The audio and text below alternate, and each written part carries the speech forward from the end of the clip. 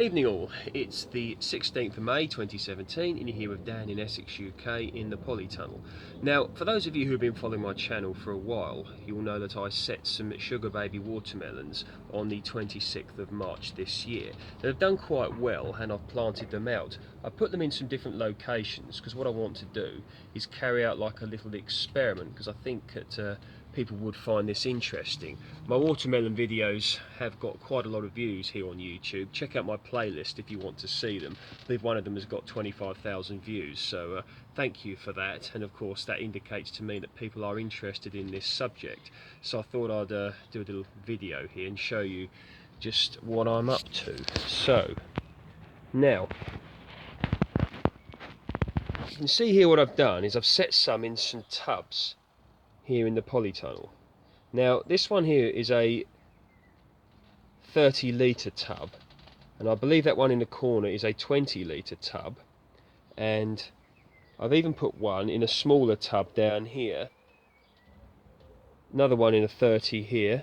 Now these here, I've got two in a 30-litre tub. Now the reason why I've done this is because I'd like to just see how they do, really, you know, with regards to being in a smaller tub, the larger tub, and two in the same tub, because if they do well, maybe this could be a good way to grow them in a confined space. Now I've chosen not to put them in the ground in here in the Polytunnel, simply because I've not readied it for that and I wanted to control the growing medium. So this growing medium consists of Vital Earth compost. Now I like Vital Earth compost because it's heavy, it holds the water very well, it's rich in organic matter, it's not just like a fine powder. When you lift the bags, they really are heavy. They feel far heavier than like multi-purpose compost, which of course has its own purpose, but Vital Earth is perfect for this. And of course the horse manure. Now we all know about horse manure, it's very rich in nutrients, and the place I get it from, it's actually for free. A man runs like a sort of equestrian horse place, and he gives it away for free because otherwise he's got to pay to get it disposed of. So very useful to me here. Now a few years ago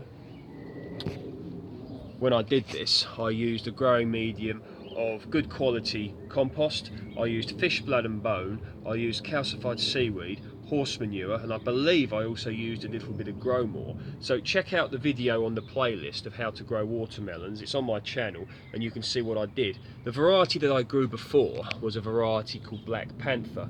So check out, have a look at what I did, and I did actually end up with some perfectly edible watermelons in the autumn, and they were nice indeed, so I was quite happy about that.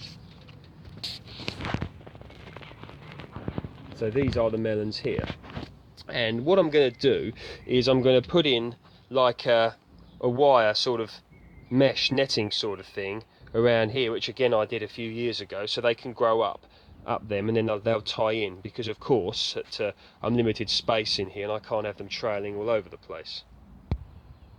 This is the stuff I'm going to use, so as they grow they'll put out their little pincers and they'll hook onto this and they'll just grow up like that, and then the melons will hang down and I'll put supports up them as I did a few years ago.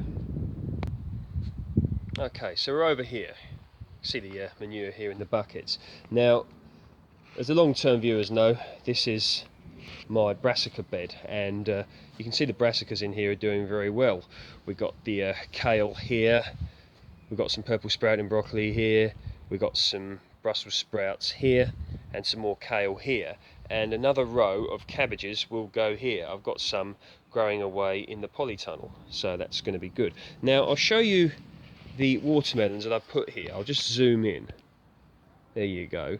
Now of course, generally in the UK we don't have the climate for growing these outside, although if you check on the internet you'll see someone who actually did, and believe it or not they're actually grown commercially for one of the major supermarkets. I believe it was Tesco, but please don't quote me on that, but if you search hard enough for that you'll find it.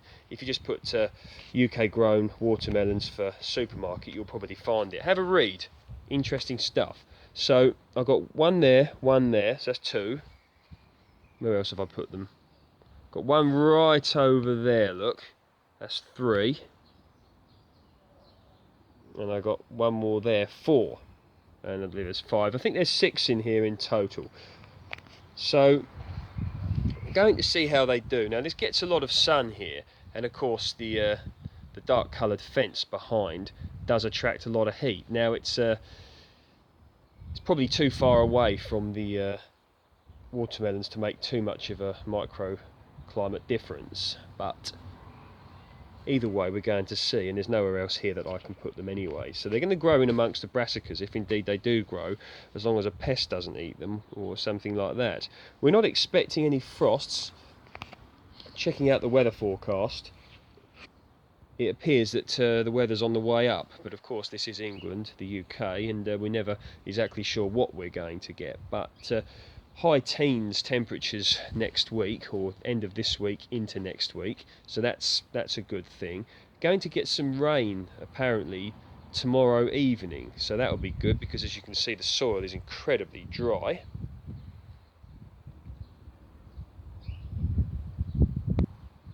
Of course, if you're going to have a go at growing watermelons outside, they would benefit from being near a south-facing wall or fence. That could be one thing you could consider. You could consider growing them in one of them little sort of small greenhouse things that you get, you know, something like that. But as I've got about 8 growing away in the polytunnel, I'm hoping that there's going to at least be some success from them. I thought I'd try and put some out here and we could conduct a little experiment. So here we are back in the polytunnel. Now things are moving quite fast in here because of the good weather. We've had, I believe it was about 24 degrees C today, and of course considerably warmer here in the tunnel, so it's helped, and things really are moving along. I thought that these weren't going to do very well, the courgettes, Strata d'Italia, but because only this one come up. But these ones, bit of grass there, we don't want that.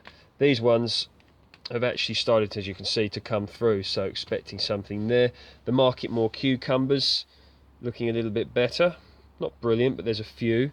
And long green bush marrows looking good here. Some tomatoes here. I don't know what variety these are. I was given these. I was given this as well. That's a pepper, and that's an eggplant or aubergine, whatever you want to call it. What's this? This is probably they call it Courgette Defender F1. There you go, looking pretty good. I do like my courgettes. See what else we got. Sweet corn's not looking too bad. The cabbage here,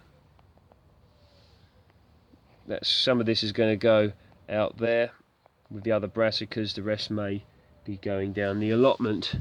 Under here, leeks again, looking good. More cabbages here. A little bit of sweet corn. We got over this side. Dwarf beans speedy. The grapevine cuttings not looking amazing, but we won't know yet how they're going to do. Take these weeds out, but not expecting them to do well because I put them in too late, but we'll see. Runner beans, I've set a load of them out down the allotment the other day. More spinach, got some broad beans to put out, and the strawberries are looking good. Very strange that the late summer strawberry symphony are actually fruiting first, but we can't have everything. The peach tree, poor old thing, no peach leaf curl, which of course is a bonus. As my long-term viewers know, the steps I've taken to not get it. Check out my video how to prevent peach leaf curl if you are interested, which you should be if you're trying to grow peaches in the UK or a similar climate. But we appear to have peach bacterial spot, as you can see, and the holes are starting to become, where are we? There you go, see? Starting to become apparent, but we can't have everything, can we? But the fruit's getting bigger every day. The cherry tree, Stella, Minaret, we're carrying a few cherries. I mean, I'm not expecting, this is a pretty poor specimen, to be honest, of a cherry Minaret, but getting a few cherries off of it. And it's put out a little bit of growth, so he's not going to be ripped out, not just yet. So stay tuned for the watermelons. Let's see how we do. I've got some drumstick tree, otherwise known as moringa or malungai, to be set out, and I've got some bitter melons that are going to go out soon as well. Just finding the time to do this. Okay everybody, as always, take care and speak soon.